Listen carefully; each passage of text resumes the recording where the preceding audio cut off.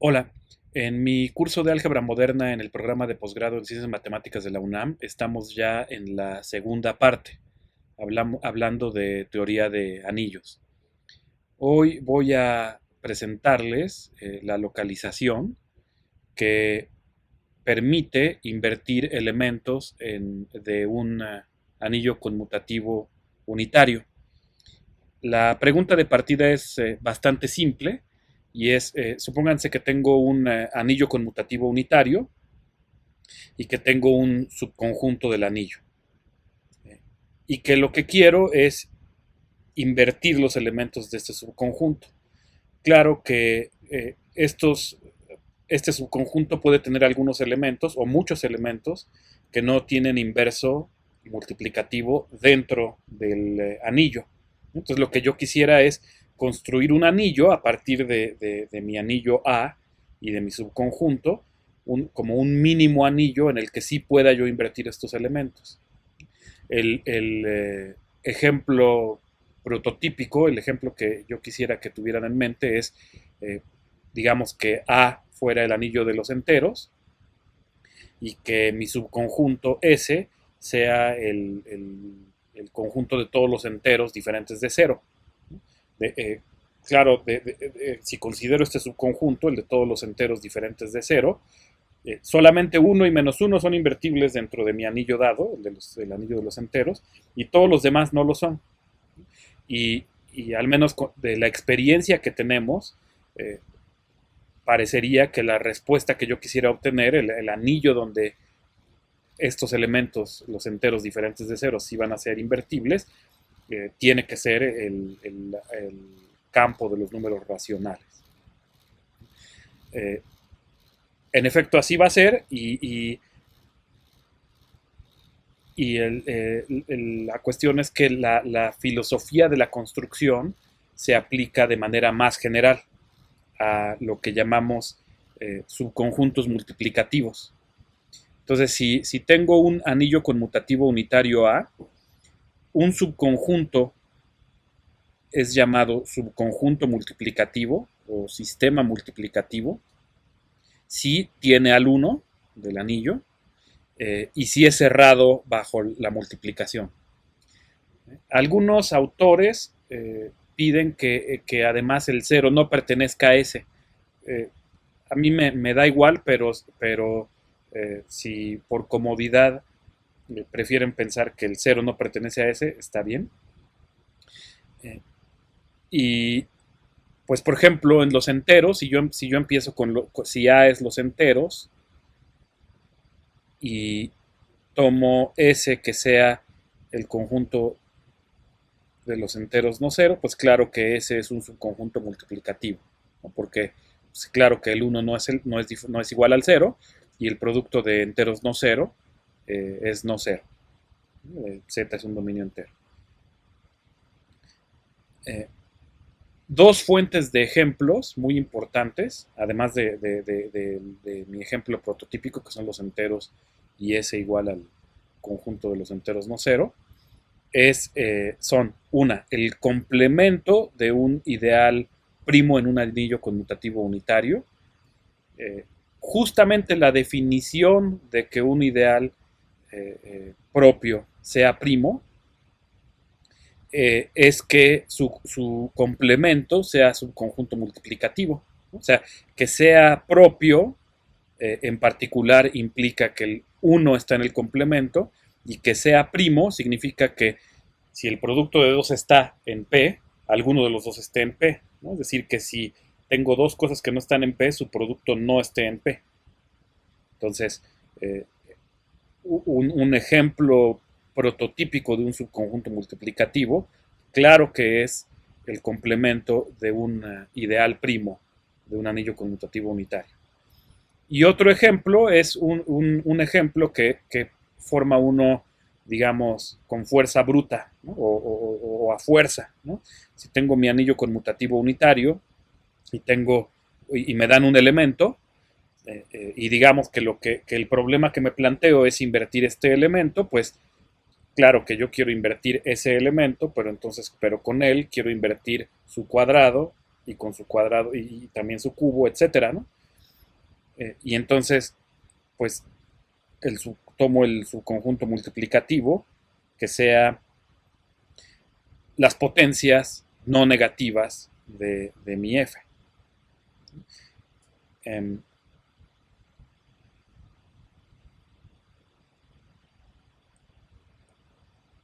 ¿Y qué es lo que busco? Lo que busco es un anillo en el que los elementos de mi subconjunto S tengan un inverso, que cada uno de ellos tenga inverso. Entonces, estoy buscando un anillo en el que pueda yo tomar elementos arbitrarios de mi anillo A, elementos de mi subconjunto S y hablar de estos cocientes. Y claro que quiero comparar, quiero saber cuándo este es igual a otro cociente. Y es claro que como quiero que quiero estar trabajando en un anillo conmutativo unitario, quiero que esto suceda, pues precisamente cuando AS' menos A'S sea igual a 0. Claro, eh, sí quisiera yo esto, pero observen que podría ser que tuviera yo que AS' menos A'S por alguien en S, digamos un T, fuera igual a 0. Como yo quiero que este T también sea invertible, pues en realidad yo quiero esta doble implicación, no esta de aquí. ¿Por qué? Porque claro que si tengo esto, automáticamente tengo esto, pero si tengo esta segunda condición, no siempre tengo la primera, porque podría ser que en mi anillo conmutativo unitario, que no tuviera yo un dominio entero. Entonces, por eso tomo esta condición, ¿sí? Trabajo con las parejas de elementos de A, S, de A cruz S, ¿sí? Para después, o sea, para en el conjunto A cruz S definir una relación de equivalencia, eh, para después pensar en esos cocientes como las clases de equivalencia, y defino que dos de esas parejas, ¿no? Es decir, que como quien dice, dos de esos cocientes, perdón, A, R, B, S, son el mismo, es decir, que las parejas son equivalentes, si sucede esto que dije, ¿no? Es decir, que exista otro elemento extra en S con la propiedad de que este producto de ρ por esta diferencia sea cero. Eh, Enfatizo de nuevo, el pedir esta existencia de ρ se debe a que no estoy pidiendo que A sea dominio entero. Y claro que si existiera un tal ρ, como yo quiero que los elementos de S se vuelvan invertibles, quiero poder cancelarlo. Ok, pues el lema es que justo esta regla me produce una relación de equivalencia para A cruz S. Pues vamos a probarlo. Primero, pues del hecho de que el 1 del anillo está en S, pues siempre tengo esta condición, es decir, ρ igual a 1, pues claro que existe, me hace que esto sea 0, y entonces AR siempre está relacionado consigo mismo. Okay, también, si yo tengo esta igualdad, automáticamente tengo la otra igualdad, y aquí debí de haber escrito BR menos AS, más. Y también, digamos, es claro, ¿no? Y eso significa que si AR está relacionado con BS, entonces BS está relacionado con AR. Ok, entonces eso fue sencillo. Y ahora vamos a ver la transitividad. Entonces supongamos que tengo mis tres parejas, la primera relacionada con la segunda y la segunda relacionada con la tercera, como están viendo aquí. De manera que existen los testigos, que son mi ρ, que me anula la diferencia de AS menos BR, y existe mi sigma, que me anula la diferencia de BT menos BS. ¿Okay? Entonces, pues, ¿cuál es el truco? Pues yo quiero llegar a AT menos CR, partiendo de estas, ¿no? Entonces, distribuyo y lo que me doy cuenta es que me hacen falta dos factores, ¿no? Entonces multiplico, ¿no? Aquí es ρ y multiplico por sigma, ¿ok? Y entonces de esta primera igualdad obtengo que esto es 0 y en la segunda multiplico por ρ y obtengo esta otra. De ahí llego a que pues si sumo estas dos, pues tengo esta cancelación y entonces ATS ρ sigma menos CRS ρ sigma es igual a 0.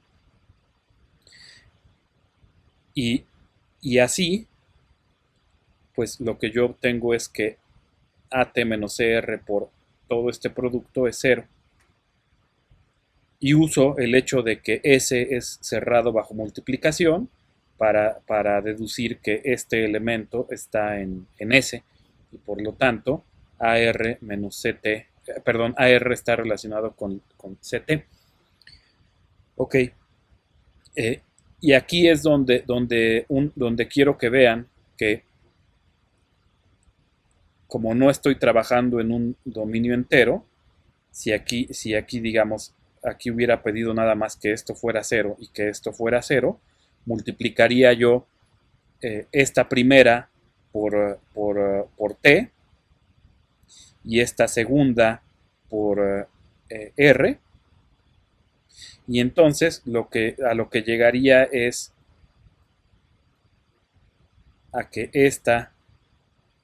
este producto sería 0, pero el S no podría cancelarlo porque no estoy suponiendo que A es dominio entero.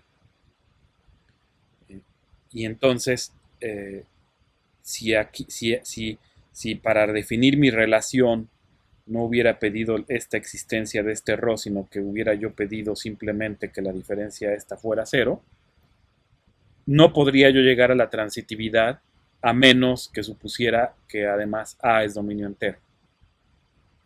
¿Okay? Bien. Ok, entonces es una relación de equivalencia. Notación. Escribo S a la menos 1A para A cruz S módulo esta relación de equivalencia. Y la clase de equivalencia de una pareja la escribo como mi cociente, es mi cociente deseado.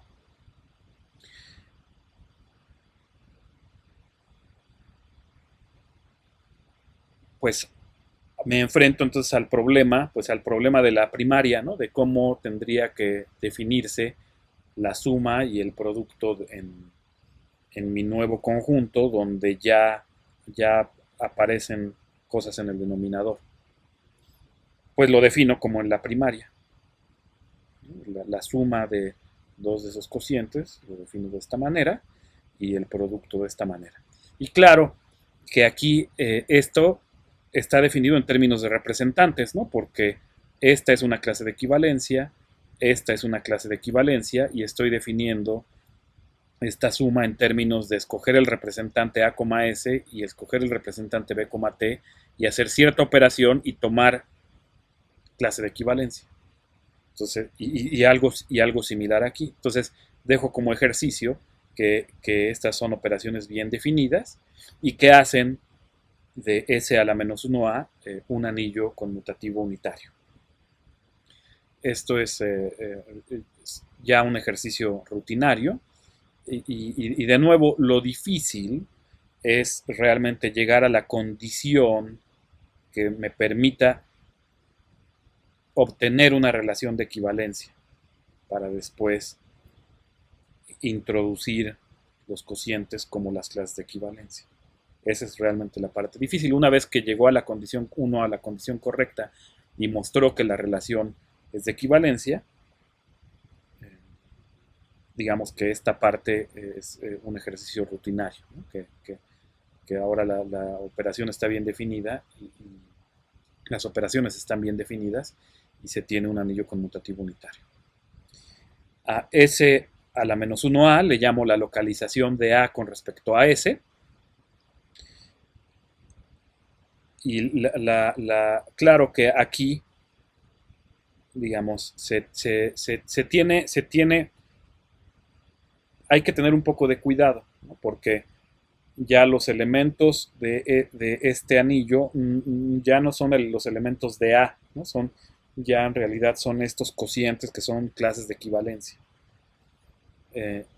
Y claro que al pasar, por ejemplo, de A a A cruz S, ¿cómo puedo pasar de A a A cruz S? Pues cada elemento de A lo puedo representar mediante la pareja A,1, ¿no? Con la idea de que cada elemento es representado, tendría que ser igual a dividirlo entre 1.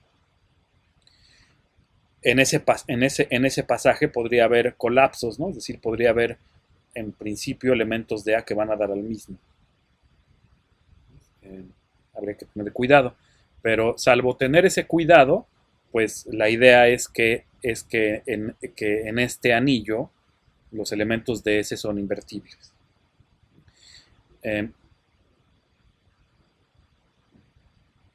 Entonces, como ejercicio, les dejo que el paso natural de A a S a la menos 1A, que es el que acabo de mencionar, que es que cada elemento de A puede ser pensado como el cociente, como la división A entre 1, que es un homomorfismo de anillos unitarios.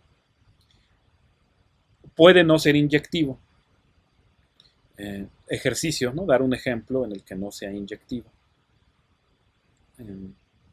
¿No? Por ejemplo, como permití que a lo mejor el 0 estuviera en S, si el 0 está en S, pues este ya solo es el anillo 0, ¿no? Ejercicio. Y entonces pues claro que puede fallar, este iota puede no ser inyectivo. Okay. Teorema: la localización satisface una propiedad universal con respecto a invertibilidad. ¿Sí? Es decir, si es como el mínimo anillo donde puede uno invertir los elementos de S. ¿No? Más formalmente, si tengo un anillo conmutativo unitario y tengo mi subconjunto multiplicativo, ¿no? Es decir, 1 está y el producto y si 2 están, su producto también está. Entonces, cada vez que tenga yo un anillo conmutativo unitario B y un homomorfismo de anillos que me permita invertir los elementos de S dentro de B, ese homomorfismo se factoriza de manera única a través de la localización.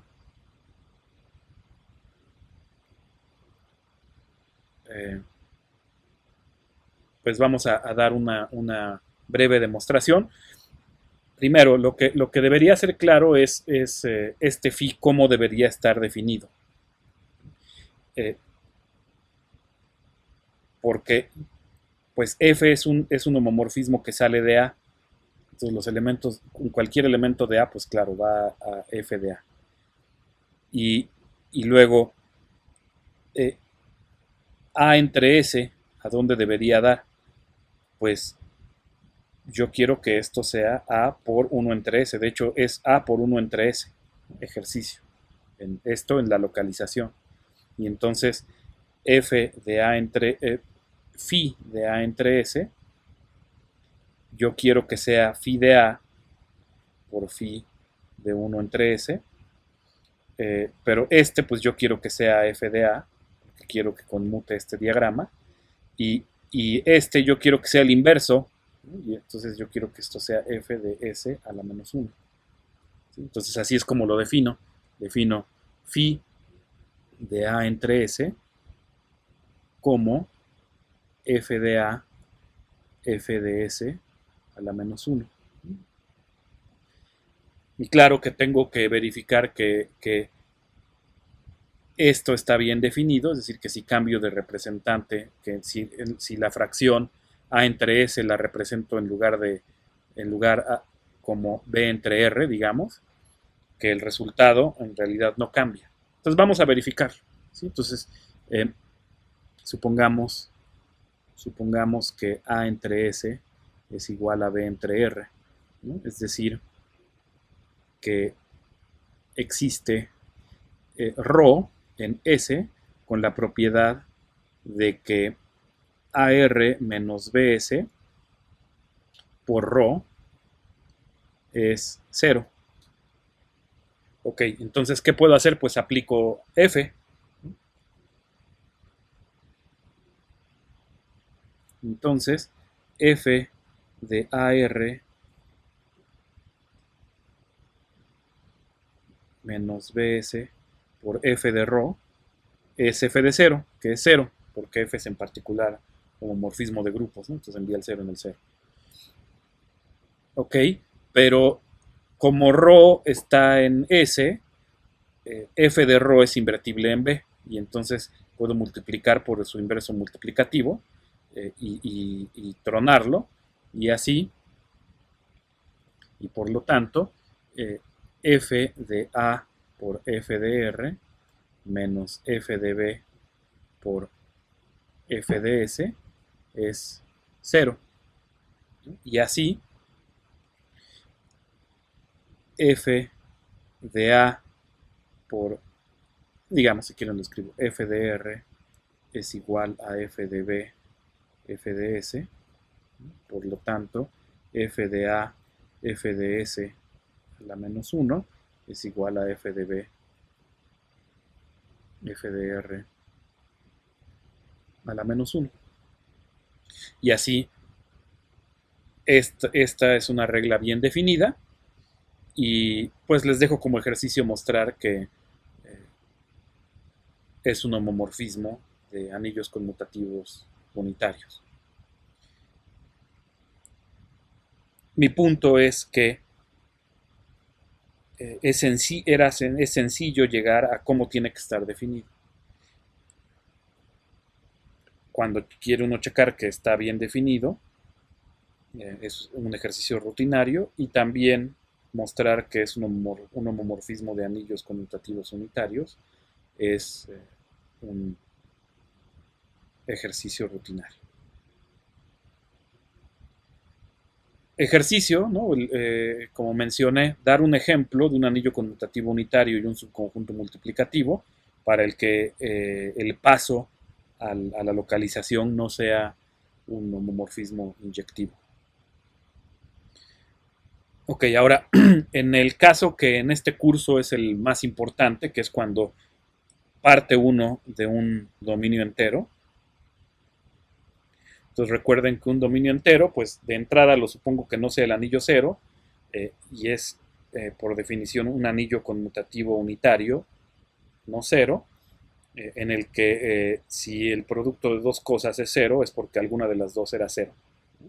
Es decir, el producto de dos cosas diferentes de cero siempre es diferente de cero, ¿no? O dicho de otra forma, es imposible obtener el cero como el producto de dos cosas no cero. Okay. En ese caso, en el caso que va a ser el más importante en este curso, el paso a la localización siempre es inyectivo para cualquier subconjunto multiplicativo. Pues vamos a verlo, ¿no? Entonces, digamos que tomemos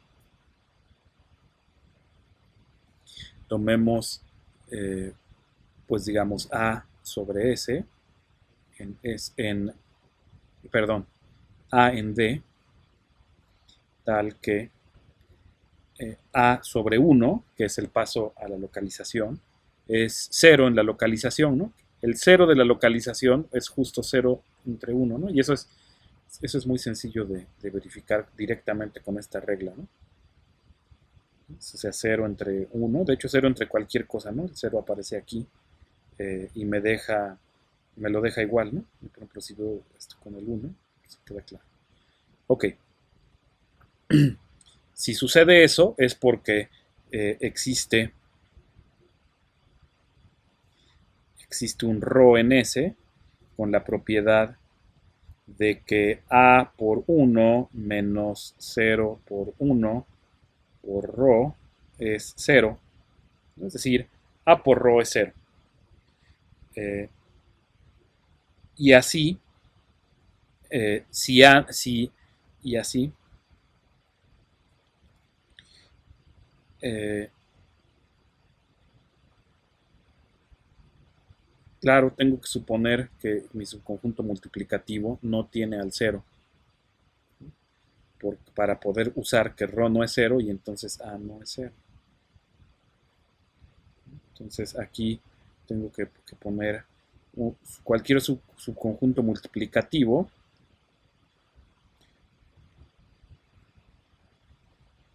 que no contenga al 0. Pues sí, de hecho ya había yo mencionado, si contiene al 0 todo se colapsa, ¿verdad? Entonces, y por lo tanto es 0 tal que este no esté.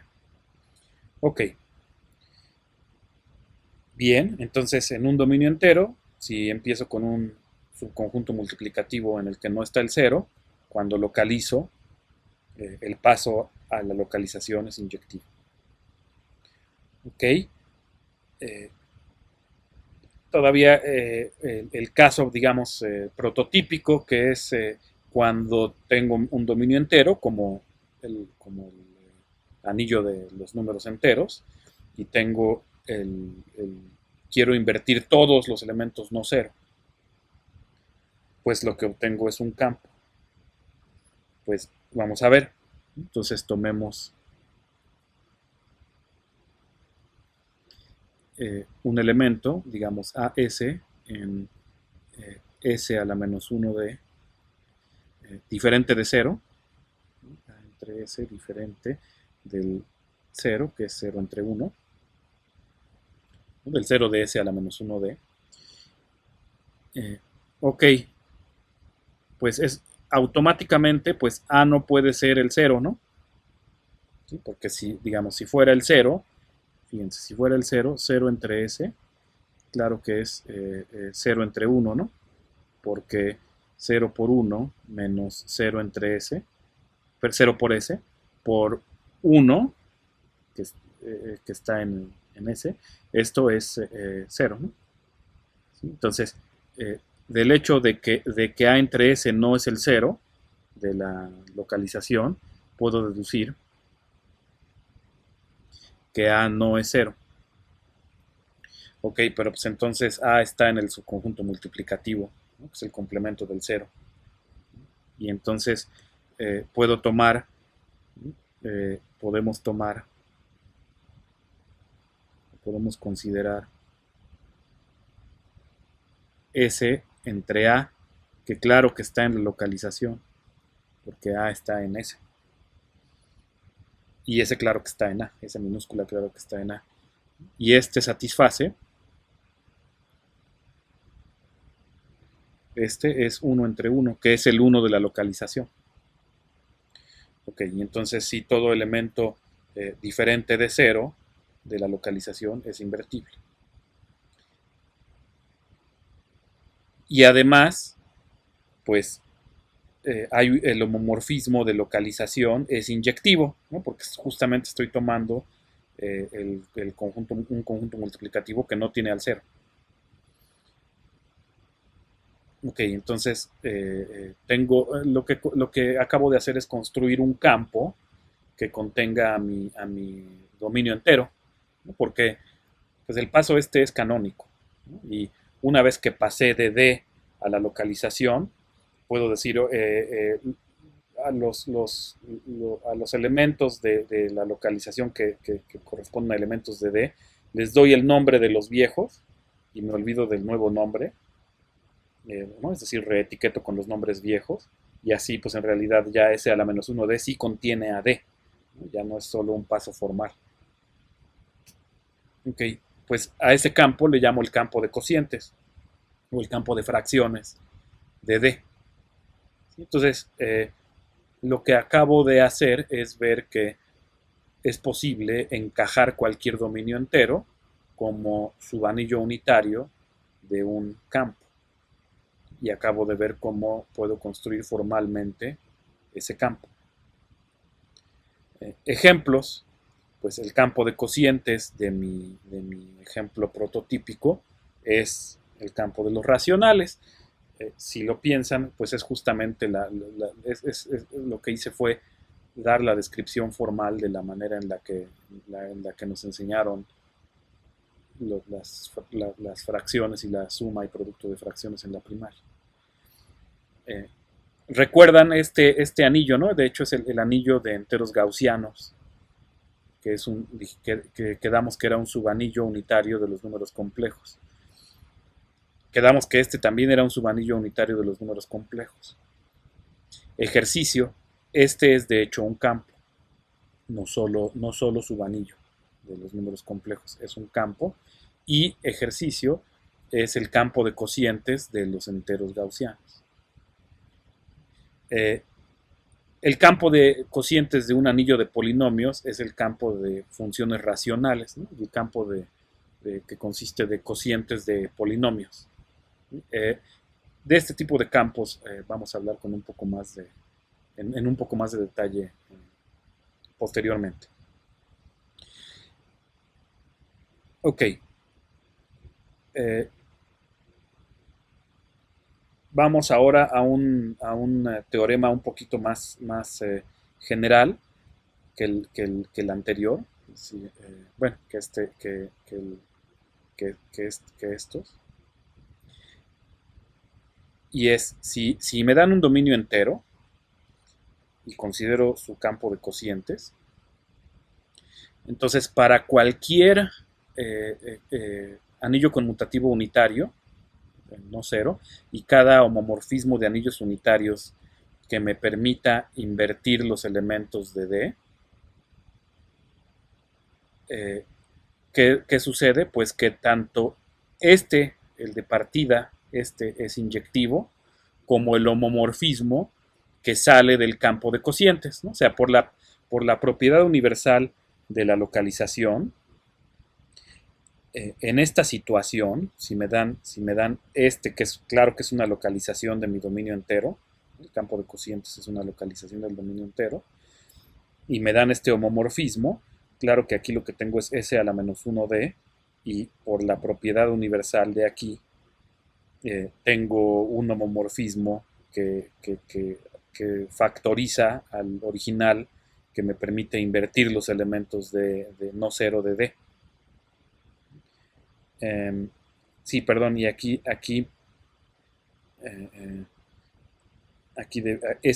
perdón, S es D menos el 0, ¿no? Es el complemento del 0 dentro de D. Pues tanto este es inyectivo como el que sale del campo, ¿no? Es decir, si me dan un dominio entero y tengo un homomorfismo de anillos unitarios que me permite invertir todos los elementos distintos de 0 de D en el codominio, pues este mismo encaja D, pero además K mismo queda encajado. Es decir, no hay colapsos, ¿no? Es decir, D mismo no colapsa, y además cuando extiendo al campo de cocientes tampoco hay colapsos. ¿Sí? Lo dejo como ejercicio. Ya no es un ejercicio muy difícil. ¿Sí? Y finalmente, otro teorema, y es que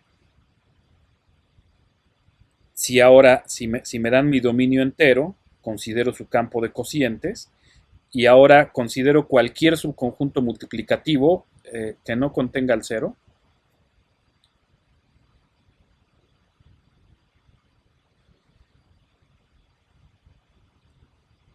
claro que algo que puedo hacer es preguntarme si la localización con respecto a este subconjunto multiplicativo, que claro que es más pequeño que D menos el cero, ¿no? Es decir, si me pregunto por invertir quizá no todos los elementos diferentes de cero, solo algunos, cuál es la relación que hay entre esa localización en la que puedo invertir esos algunos pocos elementos distintos de cero con el lugar donde todos son invertibles. Y la respuesta es que, pues claro, observen, los elementos diferentes de 0 de D, todos son invertibles en el campo de cocientes, ¿no? Digamos mediante este homomorfismo que todavía es iota, que todavía le llamo iota, que es el que me encaja, ¿no? Cada elemento de D como D entre 1 en esta localización. Y en particular los elementos de mi subconjunto multiplicativo S son invertibles, ¿no? Iota los hace invertibles aquí. De manera que sí existe por la propiedad universal de la localización. Ya sabemos cómo está definido, ¿no? Phi de A entre S es iota de A por el inverso de iota de S.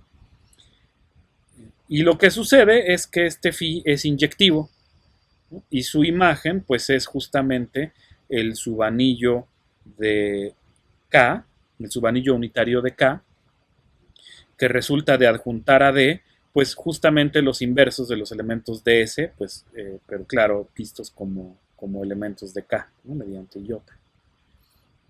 Es decir, que si empiezo con mi dominio entero y su campo de cocientes, digamos que es como una localización universal final, ¿no? Es decir, cualquier otra localización del dominio entero ya vive allá adentro. Es lo que dice este teorema. La demostración es sencilla, la dejo como ejercicio. Y digamos, un par de ejemplos, ¿no? Digamos que en los enteros considero un número primo P y tomo el conjunto multiplicativo consistente de los no divisibles entre P. Entonces, de acuerdo a este teorema, la localización vista como subanillo del campo de cocientes de Z, es decir, de Q, pues justamente son los cocientes de uno entero entre alguien de aquí. Y esto ya es un subanillo de Q, subanillo unitario. Entonces, esta localización se ve muy concretamente como el conjunto de cocientes en los que el denominador no es divisible entre P. Okay, y similarmente, si ahora recuerdan que había este otro ejemplo, un ejemplo era los complementos de ideales primos, y el otro ejemplo era el de la fuerza bruta, ¿no? En el que tomaba yo un elemento, de nuevo, digamos, mi número primo P, y ahora quiero invertirlo a él, no al complemento del ideal primo, sino a él, a ese elemento. Pues entonces quiero invertir también todas sus potencias. Entonces tomo este subconjunto multiplicativo y de acuerdo a este teorema, la localización, pues justamente, ¿cómo se ven los elementos? Pues tengo que considerar ahora las expresiones polinomiales con coeficientes enteros. ¿En quién? Pues en 1 entre P. Entonces, esta localización, cuando invierto P y cuando invierto P, pues se lo adjunto a los enteros. Ok. Y entonces aquí estos son los polinomios en P a la menos 1 con coeficientes enteros. Las expresiones polinomiales en P a la menos 1 con coeficientes enteros. Y un poco de tarea. Ok, ahora para este curso, el caso más importante va a ser el de un dominio entero y la localización del dominio entero con respecto al complemento del cero, ¿no? Con respecto a D menos el cero, es decir, el campo de cocientes. Ese es el caso más importante para este curso. El siguiente caso más importante es este que están viendo en este teorema, que es cuando localizo solamente parcialmente, ¿no? Es decir, cuando considero un subconjunto multiplicativo que no contenga el cero, pero que quizá no es todo de menos el cero. Es el siguiente caso más importante para este curso. Y el caso menos importante para este curso es el general. ¿no? En el que tomo anillos conmutativos unitarios arbitrarios y subconjuntos multiplicativos arbitrarios. Ese es el caso menos importante para este curso, pero lo incluyo con esta generalidad porque es muy importante en álgebra conmutativa y en geometría algebraica. Okay, y eso concluye la clase de hoy, ¿sí? Y vemos entonces que todo dominio entero puede ser encajado en un campo, en su campo de cocientes. Todo dominio entero tiene un campo de cocientes.